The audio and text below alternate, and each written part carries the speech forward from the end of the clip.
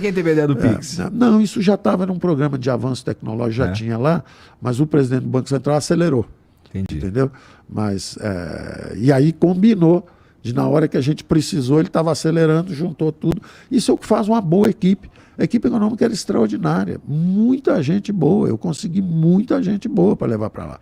Então, funcionou, estava funcionando tudo.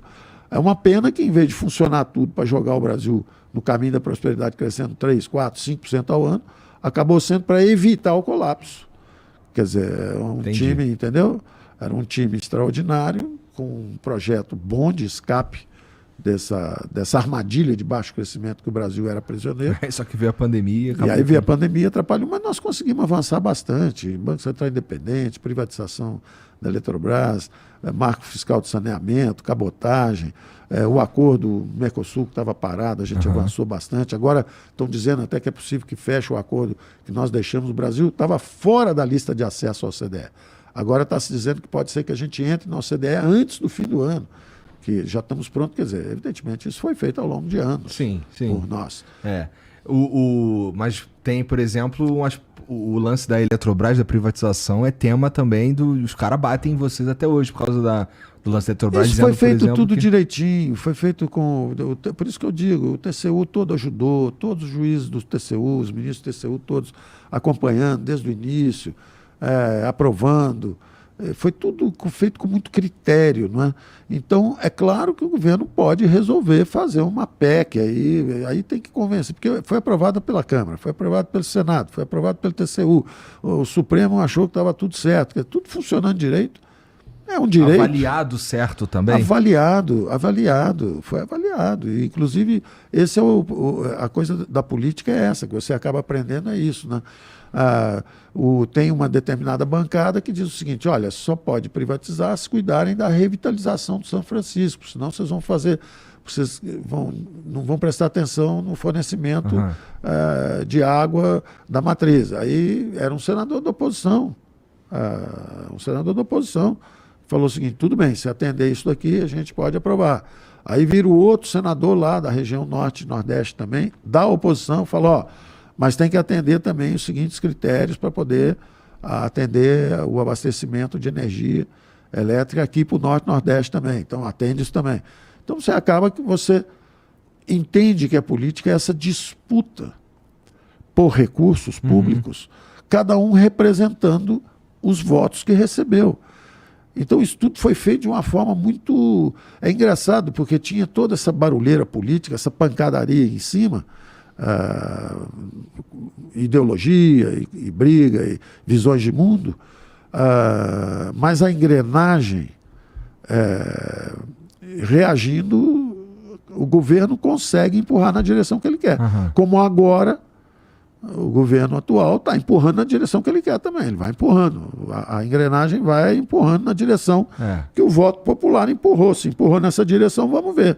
Depois acontece lá na frente os efeitos. Volta ou não volta, é natural da democracia. Sim. Né? O destino de um país, quer dizer, o país podia afundar. Foi nesse contexto também que eu estava analisando que, às vezes, se você perde a mão, um controle fiscal, uma coisa desse tipo, no meio de uma catástrofe dessa, você pode realmente deslizar para a miséria muito rápido. Você vai para a hiperinflação muito rápido. Então, num momento como esse, que devia estar todo mundo junto e tentando um reforçar o outro, faltou um pouco de responsabilidade para vários agentes. Em compensação, outros agentes foram extraordinariamente importantes. Um dia com mais calma, deixa esse barulho todo baixar, eu tenho que elogiar uma opção de gente. Eu tenho que agradecer apoios que eu recebi. O presidente não deixou... ele uma vez me disse: olha, você ganhou a maioria agora, tem 23 ministros, 12 pediram a sua cabeça. Você finalmente conseguiu a maioria. Eu falei: presidente, o que o senhor resolver está resolvido. Se eu tiver aqui, eu vou. Agora, eu acho que eu sei o que eu estou fazendo. Então ele... Caralho, rolou isso? Rolou. Ele um dia falou assim: eu preciso conversar com você e tal. Aí, pois não, vou aí? Não, eu vou aí.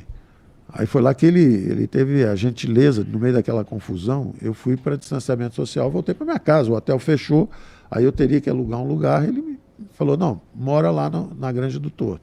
Várias vezes eu falei com ele, pronto, acabou a doença, deixa eu sair. Não, fica aí, é confortável, fica aí. Então ele foi gentil comigo, foi respeitoso o tempo inteiro. Eu não posso de jeito nenhum. Todo mundo pode falar o que quiser. A minha experiência com ele foi uma experiência de uma pessoa que foi íntegra comigo, correta. Não testemunhei nenhum ato assim de perseguição, caçar alguém, um pedido para fazer alguma coisa errada. Não posso dizer isso. Agora, curiosamente, tem gente no Supremo também que me ajudou e com muita seriedade e pensando no bem do país. E teve gente no TCU também que me ajudou, pensando no bem do país. Então tem de tudo. Teve gente que atrapalha, teve gente que ajudou, teve político de oposição que ajudou o governo em algumas circunstâncias, pensando no Brasil. Que era o ideal, né? Tinha gente do governo que pensava em atrapalhar em vez de... Então tem de tudo quando você vai para lá. É como qualquer convívio humano. Uhum. Tem pessoas com grandes ideais e tem pessoas que estão pensando só em levar vantagem aqui ou ali. É qualquer lugar do mundo, não tem nada a ver, não tem nada de particular. É verdade. Né? Mas tá curtindo ir comprar pão e tirar foto, cara? Mas isso, eu acho que virou mania. Eu acho que o negócio virou mania, porque não é possível. Porque eu acho que um tirou, aí alguém falou assim, eu acho que é fácil e ele gosta, então eu vou tirar também. Aí começaram a tirar e o negócio não parou mais. Mas, com sinceridade, é um afeto. E é um afeto que te recompensa pelo esforço. Você ficar 3 anos enfiado lá, no meio de uma confusão dramática que foi esse período, e você conseguir bons resultados, porque os resultados estão aí. O desemprego chegou a bater 14,9%, quase a 15%, baixou para 7,8%. Caiu quase a metade. Inclusive, sobre isso... A inflação caiu, chegou a 10 e pouco e tal, também voltou para a expectativa... Na época que houve a eleição, a expectativa já está em 3 e pouco. Usando sempre os mesmos parâmetros, ou os mesmos critérios para chegar nisso daí, né? Sempre os mesmos critérios. Então, os critérios que usam hoje, vocês usavam já ano passado e tal, não é uma questão... O que eu quero dizer, esses números não são maquiados, de certa forma. Não tem nada maquiado. Tem até gente que é militante, que fica assim, houve artifício para fazer a inflação mais baixa. Não. Sabe por que eu estou te perguntando isso? Porque eu escutei recentemente na rádio um cara integrante do governo falando que, por exemplo, o superávit de 22, o superávit primário de 22 era meio que mais ou menos, era quase que Não, as pessoas... Sabe o que é? Esse é o problema, entendeu? As pessoas se perderam nessa disputa. Numa pira de não poder aceitar que o maluco que está numa outra pensando as pessoas diferente... se perderam nisso. Houve, evidentemente, sacrifícios. Se você está no meio de uma guerra, milhões de pessoas perdendo os empregos.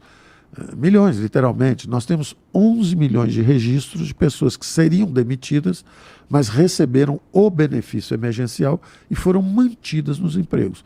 11 milhões é 1/3 da população formalmente empregada no setor privado. Porque são 106 milhões de brasileiros. São 46 no mercado de trabalho formal, ou seja, carteira assinada, 13 são funcionários públicos, 3 milhões, sobram 33. Desses 33, 11 milhões receberam o nosso benefício emergencial.